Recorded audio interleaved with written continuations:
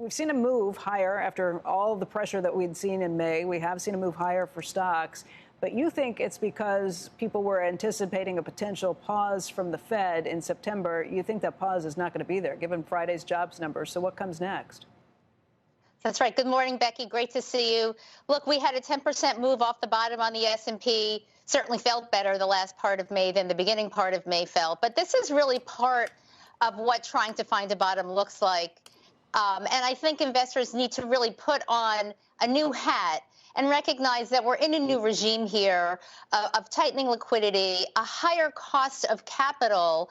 And so, therefore, those V-shaped recoveries that we all got used to, if you think about 2018 and in 2020, that's likely not going to happen here. So we think there's a summer of chop in the market to kind of slosh around here to find what the right level is. And ultimately, we think the next focus is going to be on that 2023 earnings number and whether or not that's believable. Because if you think it's believable, it's about $250 for 2023, then trading at 17 times feels more or less the average for the last 25 years. That should be an okay place to look for a bottom. But if that's not the case, we could move lower over the summer. You think earnings estimates have to come down?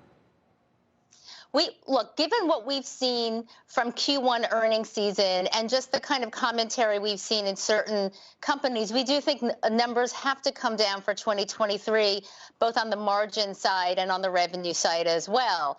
What's really left open is whether there's an earnings recession or simply more of a slowdown than the market's already pricing in. But it seems pretty clear those numbers for next year have to start moving south. Now, if that's the case, the multiple's probably going further south as well, simply because when you lower earnings estimates, you don't get a higher multiple. Not in a market like this, not in a market where the cost of capital is moving higher. You know, inflation is still going to be front and center for everybody because they worry about what the Fed will do next. We get CPI, the consumer inflation number, on Friday. But you probably don't have to wait for that number to see what's happening, at least in terms of gas prices. If you watch oil today, WTI is up at almost $120 a barrel. Do you think we've hit peak inflation yet? So, look, the market is saying, and the Fed's really saying, too, that on the core side, we have peaked on inflation, but that's for core. And in the end, we all live in a world where we have to fill our cars full of gas, we have to heat houses, we run air conditioners, and we have to put food on the table.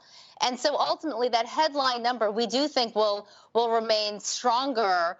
The Fed is counting on the transition from goods to services in inflation. So the excitement that investors feel when they see goods starting to have some disinflation is also what the Fed is expecting. So you shouldn't expect a change in what the Fed is doing simply when you see that transition on the goods side.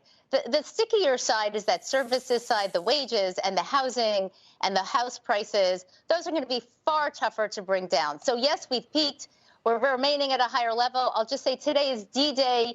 78 years since the end of World War II. We still have a war in Europe. It's going on for 4 months. The energy shock that started in the last 9 months, that's rolling its way through the system, the damage is done. If the war stopped today, the damage has been done on the inflationary side and the input cost side.